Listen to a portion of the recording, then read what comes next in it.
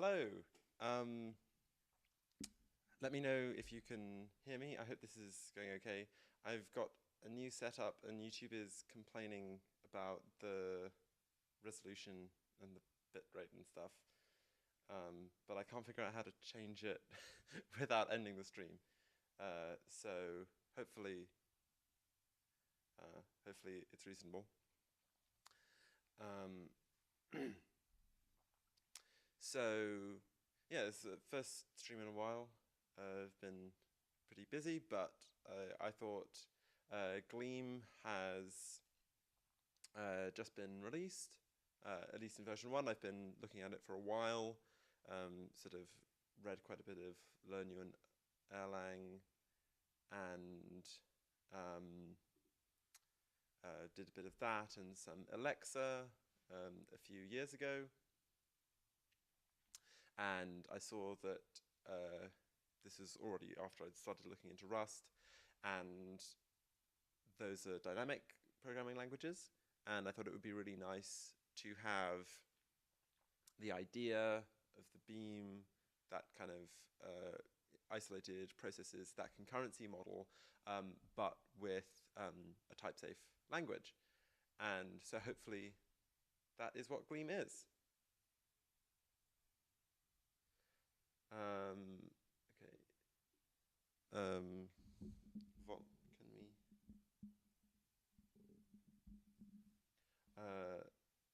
turn the volume?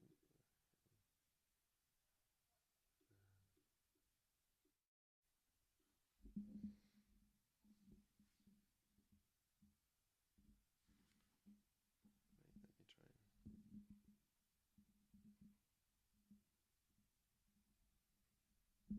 try. Is it any?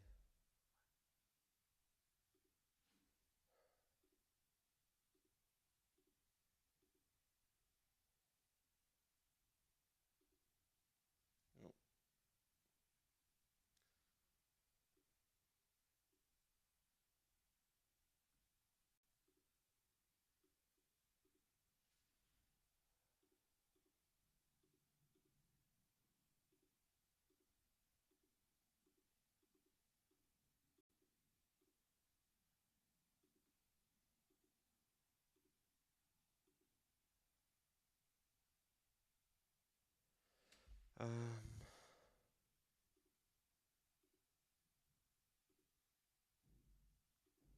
me try going into the.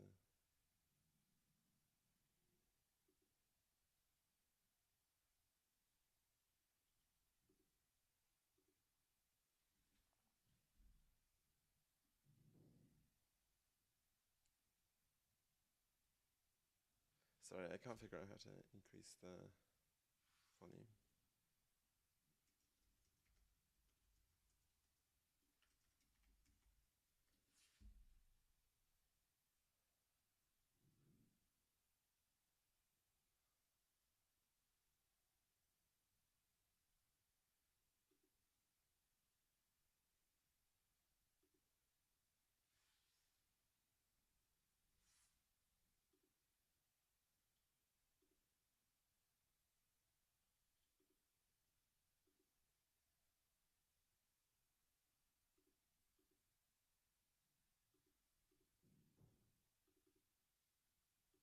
Um,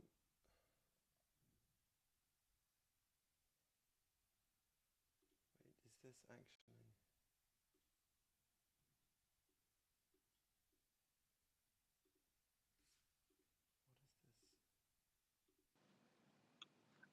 Is it any better now?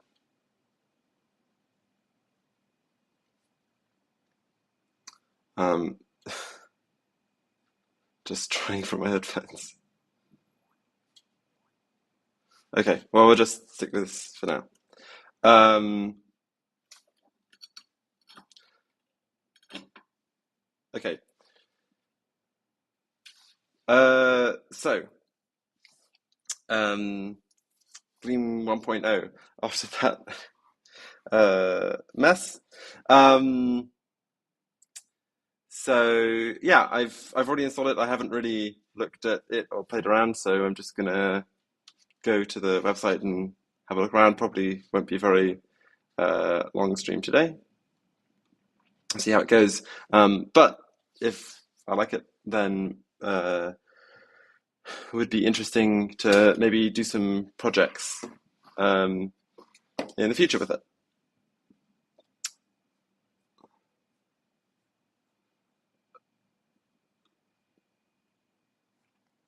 So,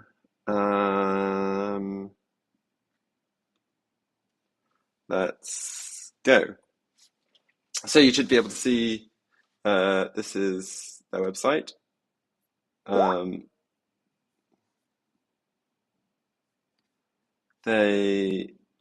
think I was looking before in the trying it, they have, let's make this a bit bigger.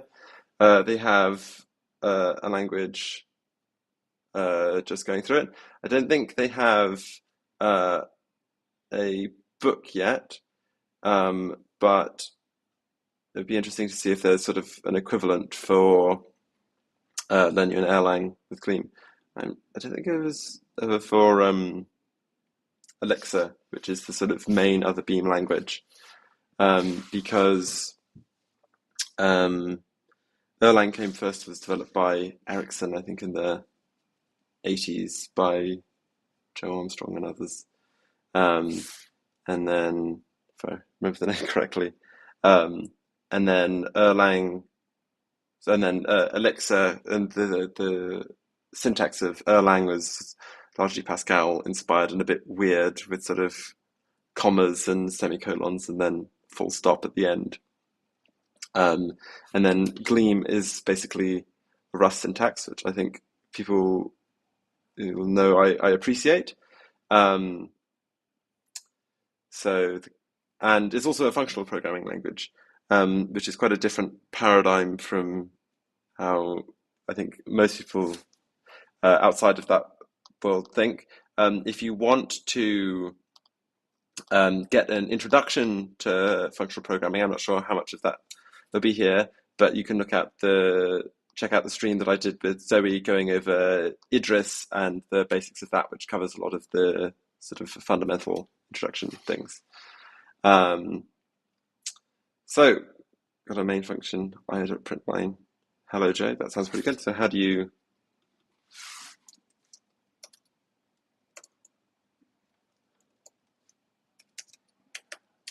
Oh, in real time too.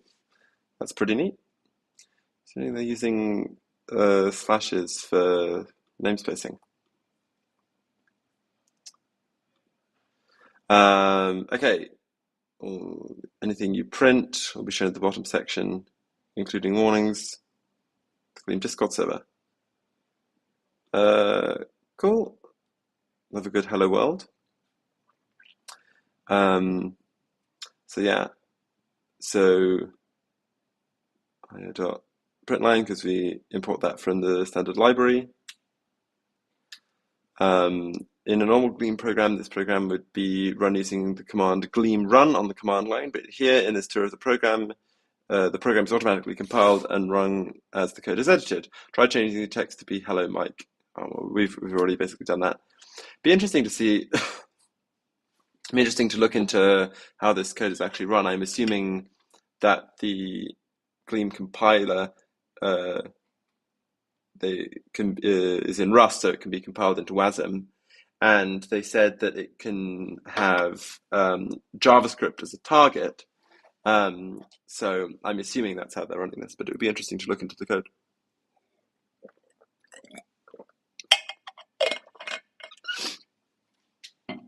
I started trying to make sort of something similar to this a while ago, but got a bit unstuck. So it'd be interesting. Also interesting to see what the website is written in, given that Gleam itself is written in Rust, as far as I know. At least the compiler, I'd have to check.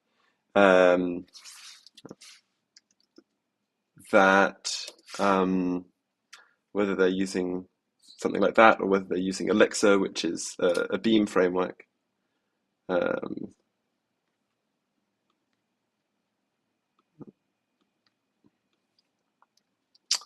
So yeah, 92%. Rust. 2.4% Gleam. So there we are. Cool. Another interesting, I mean, this would be a very large project, but given that they have two different backends, I thought that it would be interesting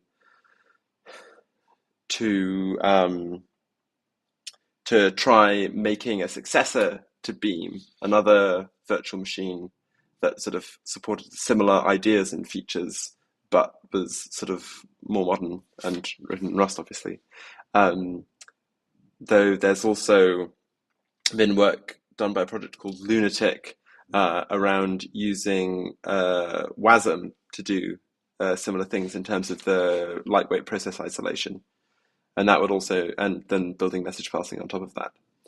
Normally functions from other modules are used in qualified fashion with the module qualified before the function name. For example, io.println. It's also possible to specify a list of functions to import from a module in an unqualified fashion, such as the println function in the code editor. Because it has been imported like this, it can be referred to as just println. Generally, it is best to use qualified imports, as this makes it clearer where the function is defined, making the code easier to read. Oh, interesting. Usually it seems like the unqualified version I've seen, but that makes sense. Gleam has a robust static type system that helps you when you write and edit code, catching mistakes and showing you where to make changes. Uncomment the line println 4 to see how the compile time error is reported, as the io println function works only on strings, not ints. They don't have shortcuts in the editor. Expected type string, found it. It's excellent. Especially nice as Erlang has horrific errors. I mean, usually most of the time, at least when I was doing it, it would just say, there's a problem, or something to that effect. To fix the code, change the call to the io.debug function instead, as it will print a value of any type. Gleam has no null, no implicit conversions, no exceptions, and will always perform full type checking. If the code compiles, you can be reasonably confident it will not have any inconsistencies that may cause bugs or crashes. Cool, so let's try debug. Excellent. So I wonder if any type. So I wonder if it has anything akin to traits, like a debug trait, or whether it just sort of, and how it does with more complex types and pointers and stuff. Gleam's ints represent whole numbers. There are arithmetic and comparison operations for ints, as well as the equality operator, which works for all types. When running on the Erlang virtual machine, ints have no maximum and minimum. When running on JavaScript runtime, ints are represented using JavaScript 64-bit floating point numbers. That's interesting and slightly odd that they're different on different platforms for this. Inside the library module contains functions for working with ints. That seems fairly standard. Addition, subtraction. I'm assuming interdivision. Yeah. So 5 divided by 2 is 2. Good. 3 times 3 is 9. 5 mod 2 is 1.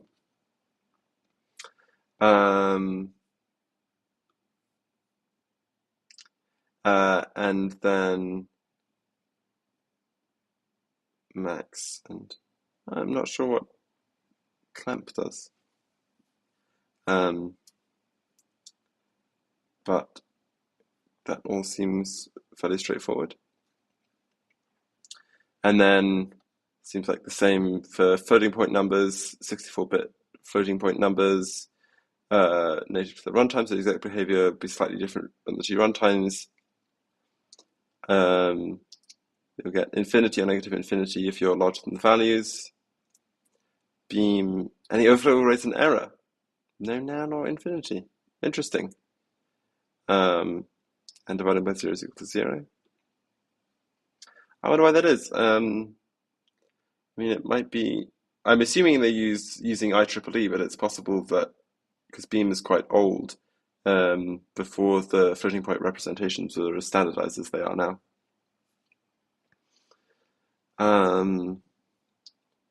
Underscores can be added for clarity. Excellent. Ints can be written in binary, octal, or hex by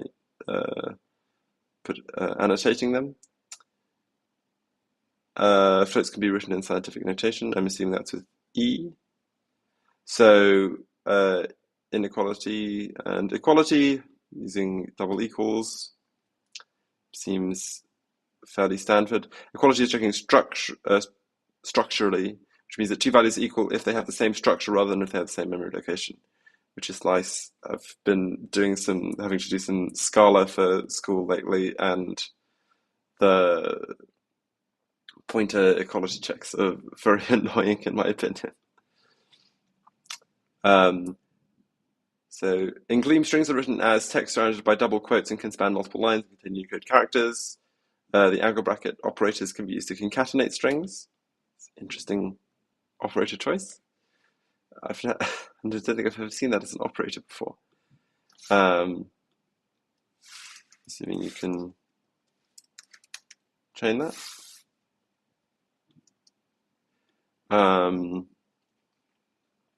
Standard escape things.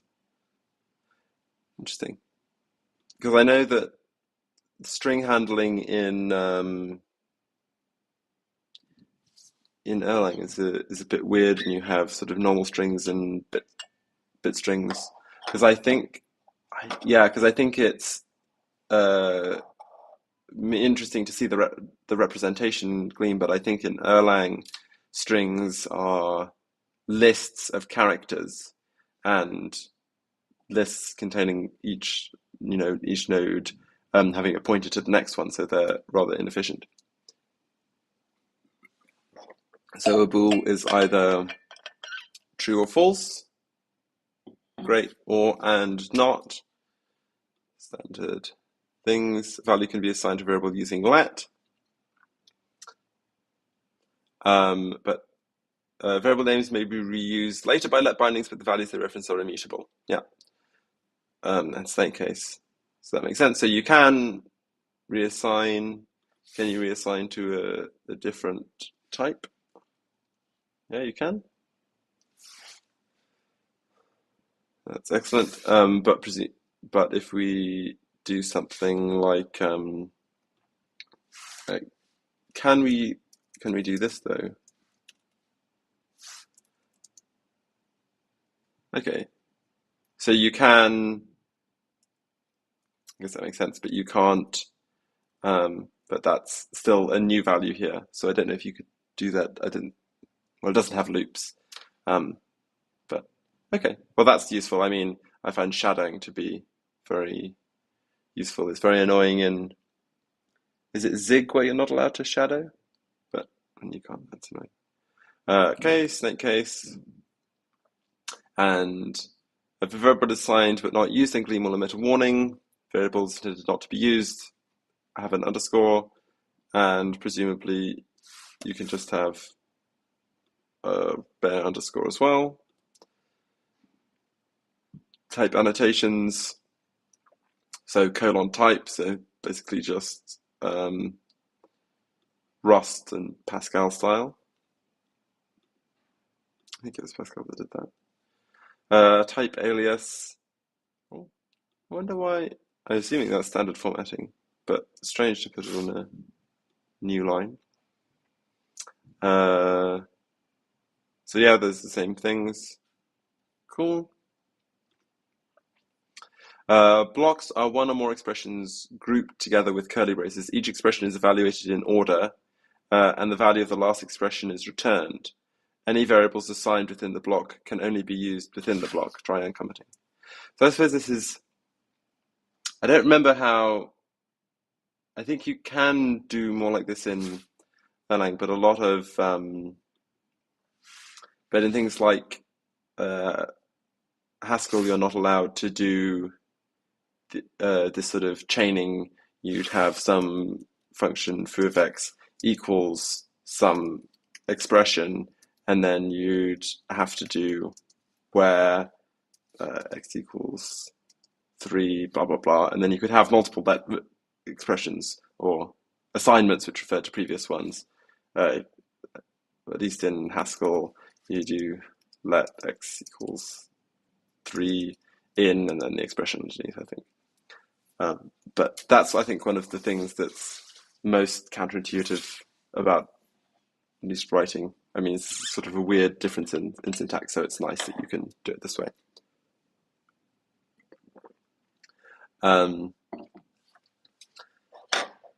Each expression is evaluated in order, and the value of the last expression is returned. Any variables assigned within the block can only be used within the block. Try uncommenting io.debug degrees. Here we are. Unknown variable degrees. Yeah, because it's out of scope. It's interesting. Did you mean true?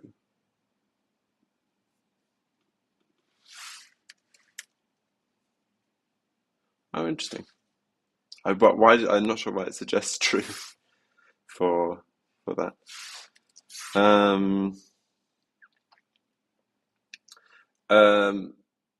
Okay. Blocks can be used to change the order of evaluation of binary operator expressions. Oh, right. Oh, interesting. So it doesn't seem like you could you use brackets to do this then, or is it? No, interesting. So they don't use parentheses for mathematical operations. Any braces.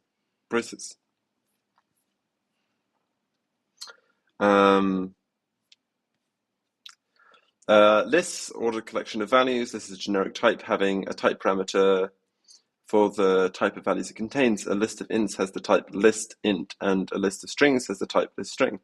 All right, so they use parentheses for. Oh wait, yeah, parentheses for type annotations. So presumably this is going to be list int. Yeah, cool. Lists are immutable single-linked lists, meaning they are very efficient to add and remove elements from the front of the list. Counting the length of a list or getting elements from one position in the list is expensive and rarely done. It is rare to write algorithms that index into sequences in Gleam, but they are written. But when they are written, a list is not the right choice of data structure. As well as let assignments, Gleam also has constants, which is defined at the top level of a module. Cool.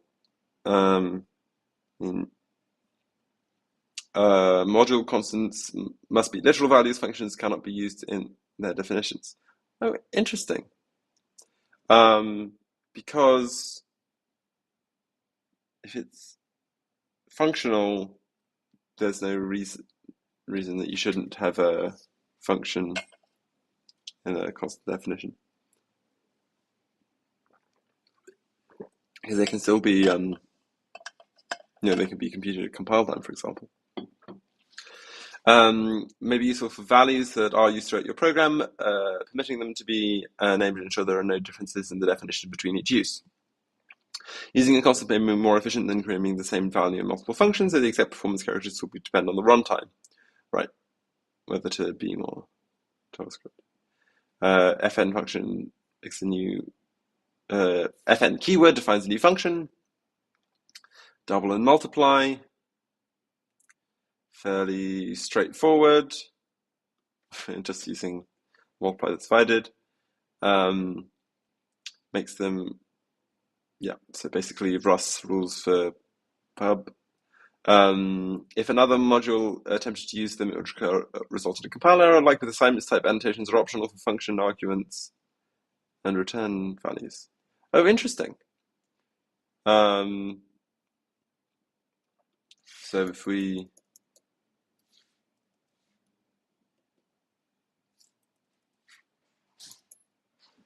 so you really can.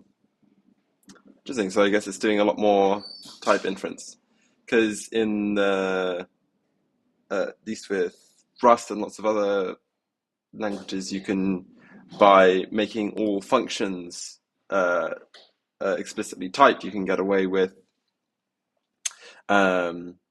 not gives you enough information to infer the types in most other places. But interesting.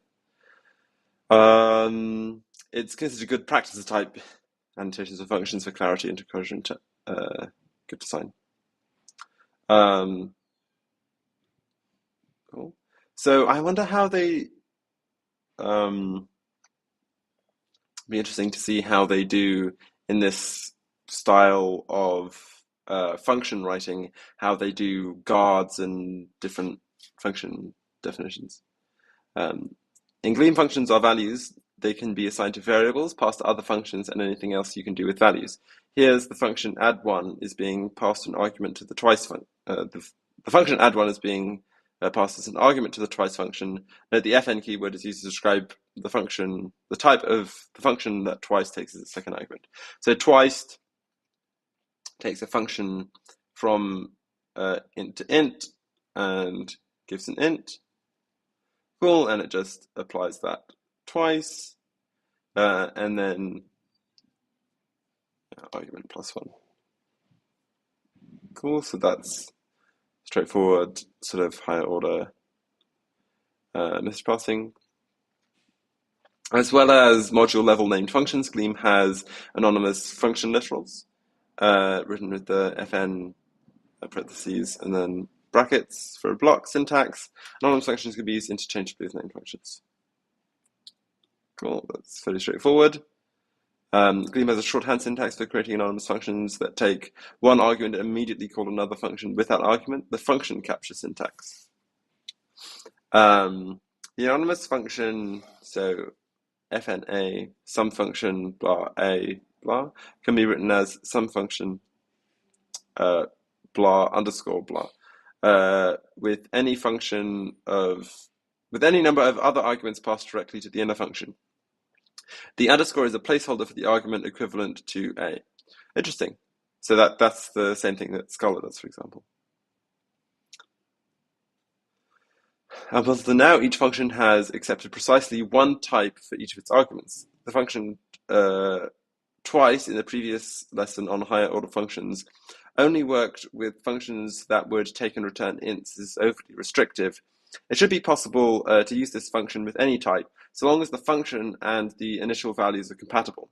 To enable this, Gleam supports generics, also known as parametric polymorphism. This works by using a type variable instead of specifying a concrete type. It stands in for whatever specific type is being used, and when the function is called, these type variables are written with a lowercase name. Type variables are not like an any type. They get replaced with a specific type each time the function is called. Try uncommenting twice 10 exclaim to see the compiler error from trying to use a type. So, cool. So yeah, so got an int here, so we need this to be whatever the first type is. The second thing needs to be a function from that type to another type.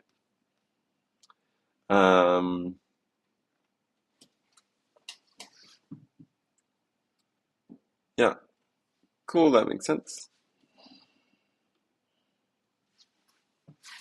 Pipelines. So yeah, I think this is a big Elixir feature, because one thing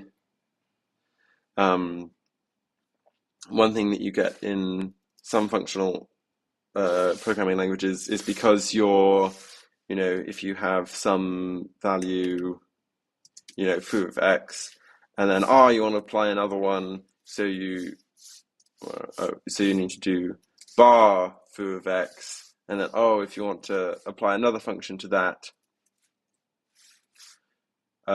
you need to do baz like that, as opposed to languages with. So that's what you'd have to do in Haskell, that you could do use function composition, which I'm not sure if Gleam has, but this is just you do this function, then you pass it into that, and then that one, or they also have various other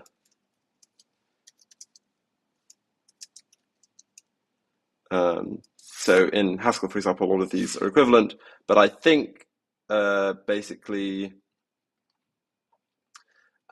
we could do something similar to the method chaining, which would be x.foo.bar.baz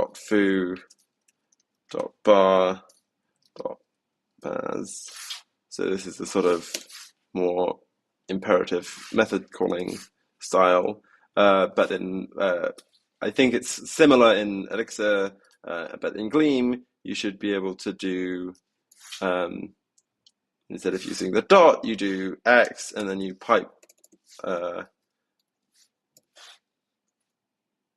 pipeline that into foo, which you pipe into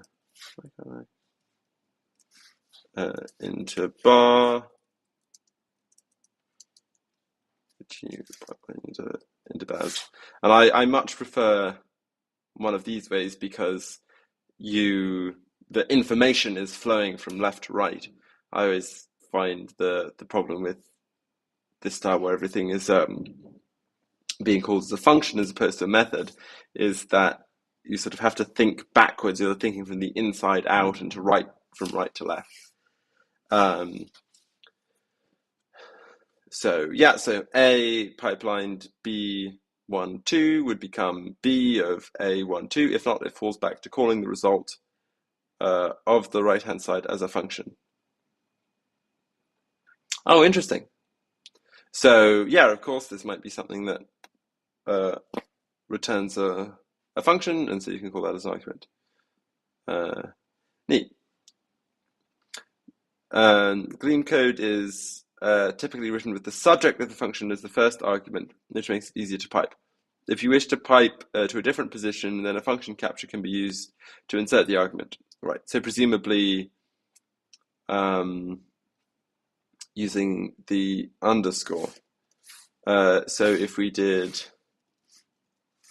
fn, let's do foo, so let's take a string b int, and then this returns an int, which is going to be b plus 10.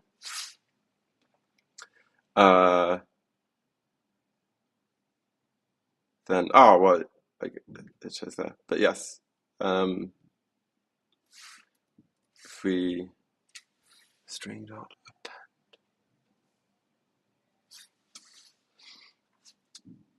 append. So append would take, right, so the first, it appends the second argument to the first one. Yeah. So in this case, you've got 1 as the string, then here we're taking 2 and putting, no, rather, so 1 is first, and then you're putting 2 on the end, and then here you've got 3, and then you're putting that with 1, 2. Cool. And then in the same way here, let me try my function. If we have 4, go that into foo a underscore, and then io.debug. Excellent. 14 plus 10. Cool, that seems fairly straightforward and kind of outline things very nicely. Labeled arguments. When a function takes several arguments, it can be difficult to remember what the arguments are and what order they are expected to be in. To help with this, Gleam supports labeled arguments, where function arguments are given an external label in addition to their internal name. These labels are written before the argument name in the function definition. When labeled arguments are used, the order of the arguments does not matter, but all unlabeled arguments must come before labeled arguments. There is no performance cost to using labeled arguments. It does not allocate a dictionary or perform any other runtime work. Labels are optional when calling a function. It is up to the programmer to decide what is clearest in their code. It's interesting. So add end. Interesting. Says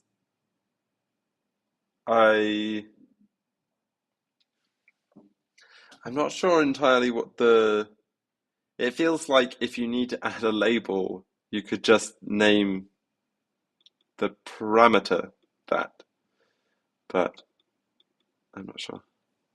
Because, in things like Python, if you have optional parameters, you can write them in a different order and if you specify the name. So I'm not sure how much more useful this is than that.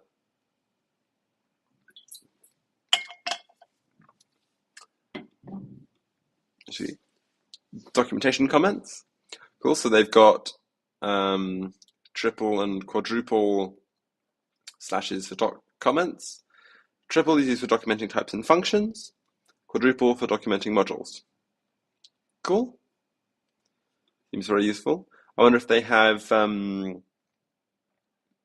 Not sure how many libraries there are for Gleam yet, but if they have auto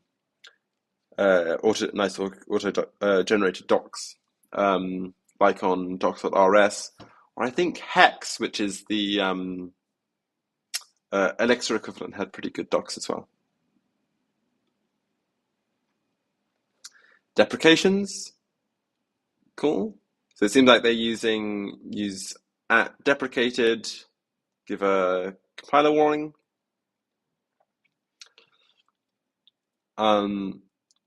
Seems like they're using the at for a macro decorator type syntax.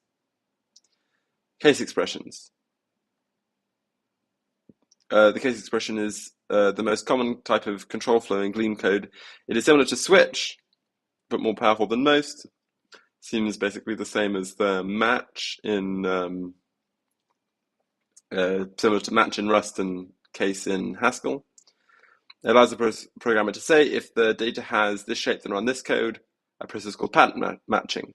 Gleam performs exhaustiveness checking to ensure that the pattern in a case expression, the patterns in a case expression cover all possible values. With this, you can have confidence that your logic is up to date for the design of the data that you're working with. Try commenting out patterns or adding new redundant ones and see what happens. So it seems like the approach that Gleam is taking is that you only have one sort of FN line and then you do everything internally. Whereas in other things, you might say you might have special cases. So like foo of 0 equals 0, and then foo of anything else equals non-zero, for example. And I think both Haskell and Erlang had that kind of paradigm. With this, you can have confidence that your logic is up to date for the design of the data you're working with. Try commenting out patterns or adding new redundant ones. Right, so if we do two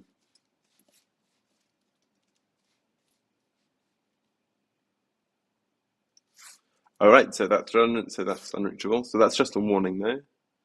And then if you have 2, cool, then it's happy with us. But then, of course, if we just replace that there, then it's inexhaustive.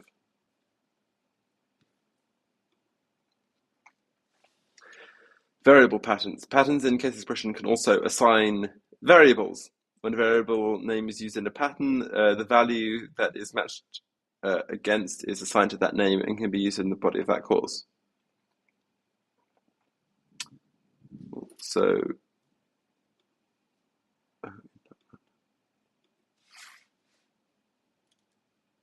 yeah, so now we can see that so that captures it. That's fairly straightforward, and presumably you can do other destructuring and stuff like that in that as well. When pattern matching on strings, the operator can be used to match strings with a specific prefix. That's cool. So hello, it sort of looks like the turbofish is that with the 2 colons. So it kind of looks like a turbofish, so I'll just call it that for now. Hello space turbofish name matches any string that starts with hello space. So basically, yeah, it's concatenation, but you can use it for pattern matching as well. Oh, that's very neat. Lists and the values they contain can be pattern matched on in case expressions. List patterns match on specific lengths of lists. The pattern empty list matches an empty list, and the pattern bracket underscore bracket matches a list with an element, singleton. You should call that. They'll not match on lists with other lengths. The spread pattern can be used to match the rest of the list. The pattern spread matches any list that starts with 1. The pattern underscore underscore spread matches any list that has at least 2 elements. Cool. So empty list of 1, starting with 4, list of 2 elements. But of course, if we had, if we comment this out, if we say let x equal,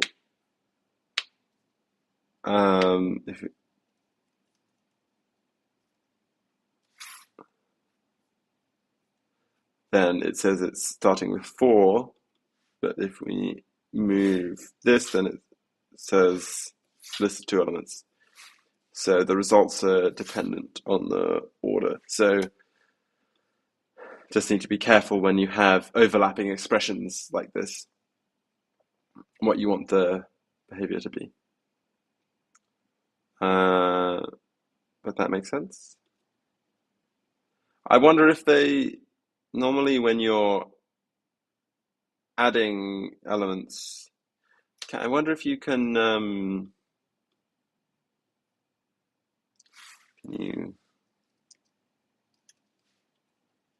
so you can capture that. But that's going to be, presumably that specifies that it needs to be 1 element. So I wonder, how can you capture with the spread operator? I suppose we'll see. Gleam doesn't have loops. Instead, iteration is done through recursion, that is, through top-level functions calling themselves different arguments. A recursive function needs to have at least 1 base case and 1 recursive case. A base case returns value without calling the function again. A recursive case calls the function again with different inputs looping again. The Gleam standard library has functions for various common looping patterns, some of which will be introduced in later lessons. However, for more complex loops, manual recursion is often the clearest way to write it. Recursion can seem daunting or unclear at first if you are more familiar with languages that have special looping features, but stick with it. With time, it'll become just as familiar and comfortable as any other way of iterating. So, factorial, integer case, if it's 1, it's 1. Otherwise, x times factorial, x1 is 1. That's fairly straightforward.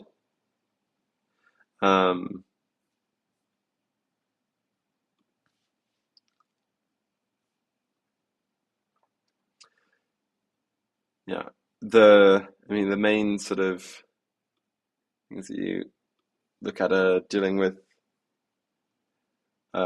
lists and other collections. When a function is called, a new stack frame is created in memory to store the arguments and local variables of the function. If lots of these frames are created during recursion, then the program would use a large amount of memory or even crash the program if some limit is hit.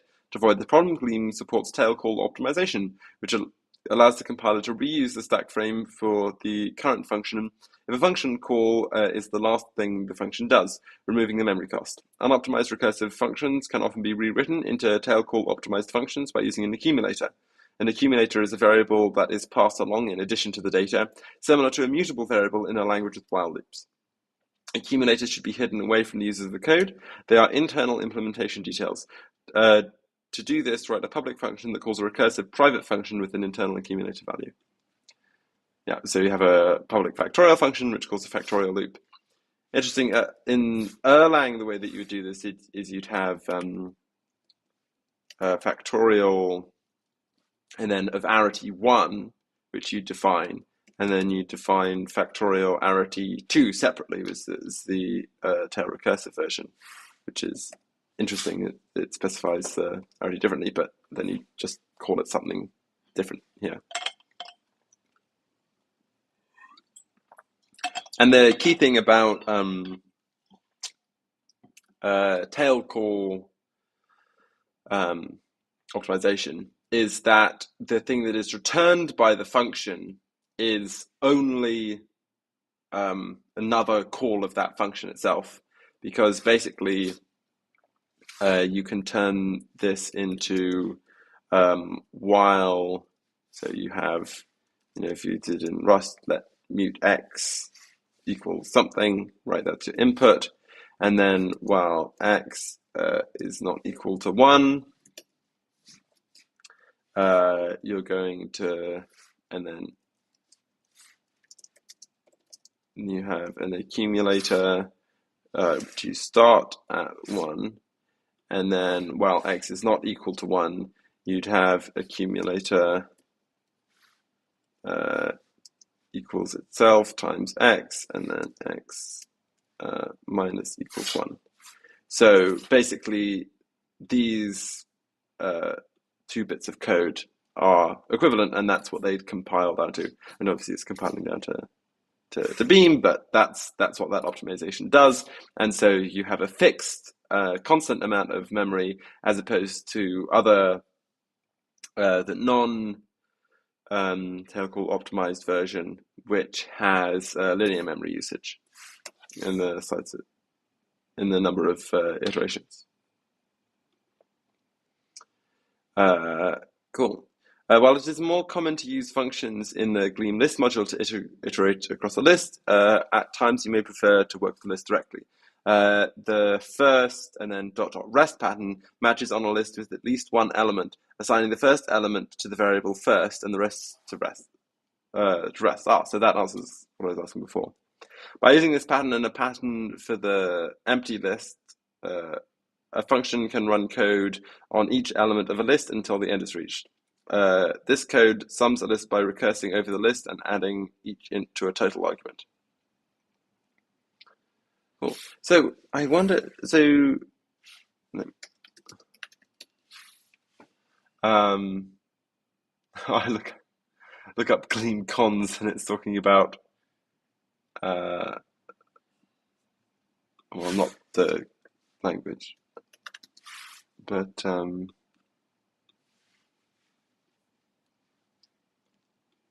Gleam for Alexa uses this a lot of to-dos. But let's see, do they have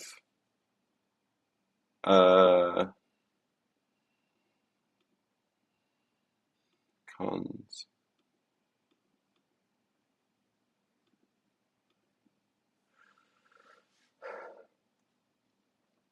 Yeah, so it seems like they don't have a cons operator. Interesting. I suppose it's probably more, so the cons operator is the thing that takes one element and adds it onto a list. Basically, it's a constructor which takes a list and an element and then constructs something else that has that value and then points to whatever the next node in the list is. And it's how lists are usually constructed in functional programming languages.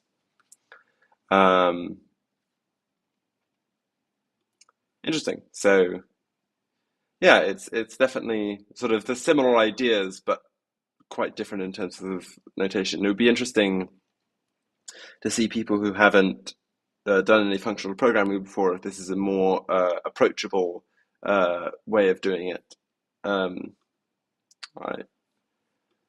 It should be nice if it is. Code sums over a list by recursing. Yeah. So that's fairly straightforward. Here we take a total, and then if it's empty, you just return the total. So yeah, it's interesting they put the empty list second. I normally think of putting the base case first, but I suppose that's a matter of preference.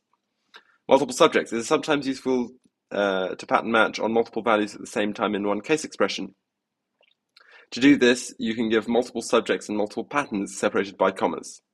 When matching on multiple subjects, there must be the same number of patterns as there are subjects. Try removing one of the underscores. Okay, so that's fairly straightforward. You just have to, in order to match the overall pattern, you just have to match each one individually. It's nice that you, I wonder if it works if you do, no, they don't seem to have tuples, which is interesting. So it's nice that you do that. Alternative patterns. Alternative patterns can be given using the pipe operator. If any of the patterns match, then the clause matches. If a pattern defines a variable, then all of the alternative patterns for that clause must also define a variable with the same name and the same type. Currently, it is not possible to have nested alternative patterns, so the pattern singleton 1, 2, or 3 is not valid. Oh, that's interesting. It says currently, though, so I wonder if they're working on that, because it seems like something that you would want to be able to do. That seems like it could be useful.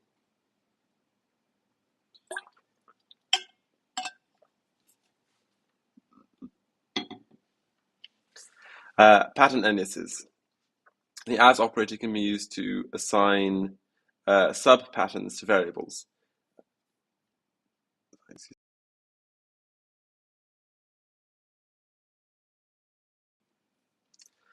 The pattern underscore spread list, it's difficult to say that. As first will match any non-empty list and assign that list to first. So presumably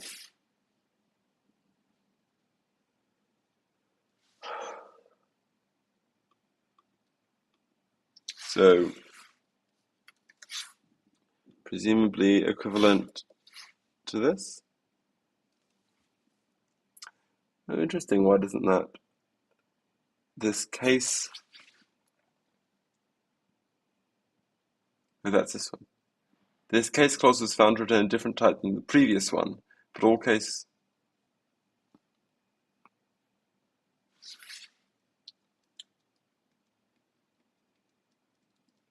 But that works.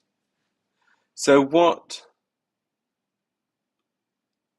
Well, let me, if I comment this out, then I can make a copy of this. So if we have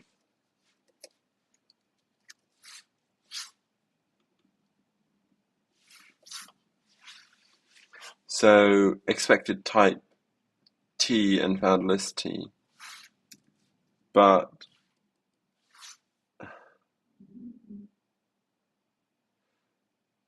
so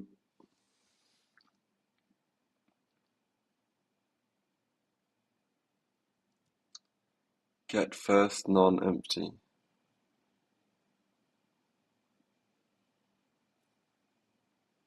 How bizarre. So I don't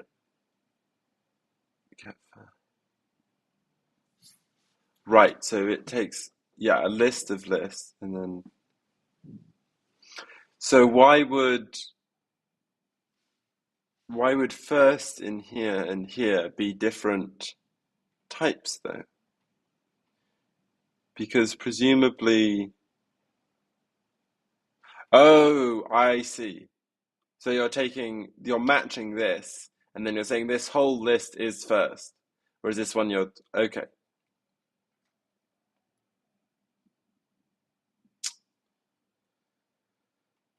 Oh, that's neat. Okay, no, that does make sense. So you're saying something about the internal structure here. So otherwise, if you wanted to do it this way, you would have to do something like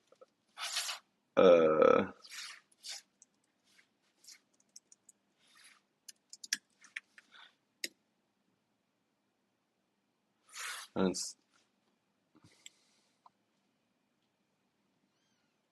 hmm. Oh, wait. Oh, right. So now these are equivalent.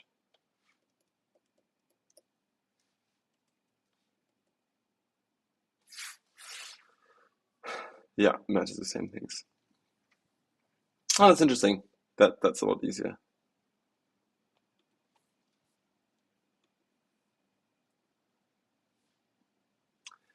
The if keyword can be used with the case expression to add a guard to a pattern. Uh, a guard is an expression that must evaluate true for the pattern to match. Only a limited set of operators can be used in guards, and function cannot be called at all. Interesting. It seems to be very restrictive of where you can actually use functions. Um, I wonder if that's a limitation of Beam. Um,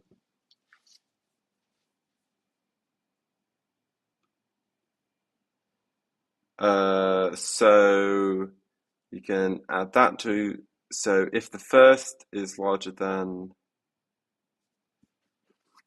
limit, cool.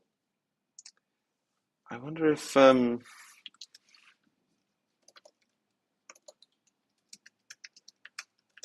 mean, the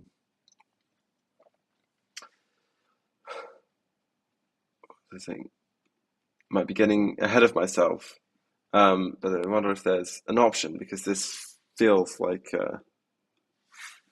somewhere where you'd really want an option. Uh,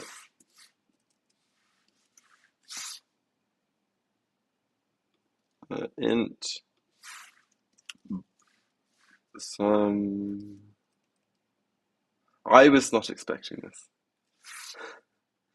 Um,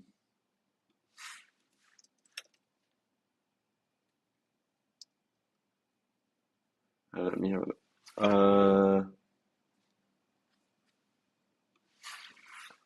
Import Gleam / option. Um,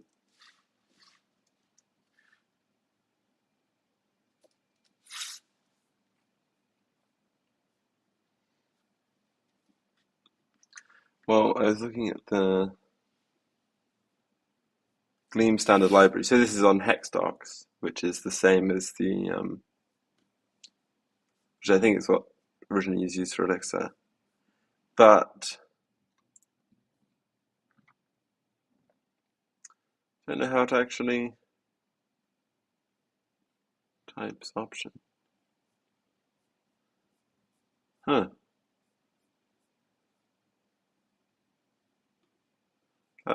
That's annoying. Um, anyway, it does seem like it has.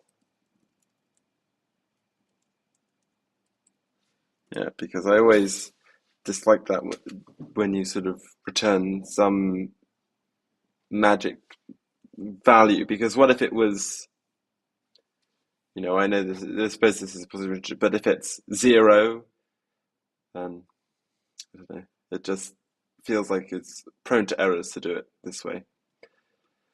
But the guards make sense.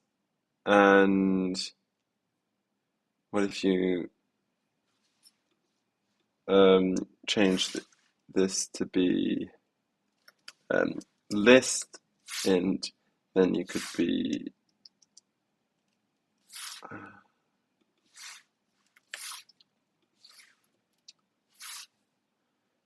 have um, the first sub list that starts with something that's larger than it. So that would be useful. I wonder if you can you put could I put No, so it seems like you always have to put as first. It kind of makes sense. Cool. So, seems really interesting so far. So where are we? Uh, about halfway through this. So I think I'm going to call it there for today. I hope you enjoyed, apart from the audio problems at the beginning. But it's nice to get back to streaming, so I hope hopefully be able to do more soon. Finish going through this, and then maybe start writing some projects in Gleam. So if you have any ideas of what would be a good thing to do, let me know, and I will see you soon. Bye.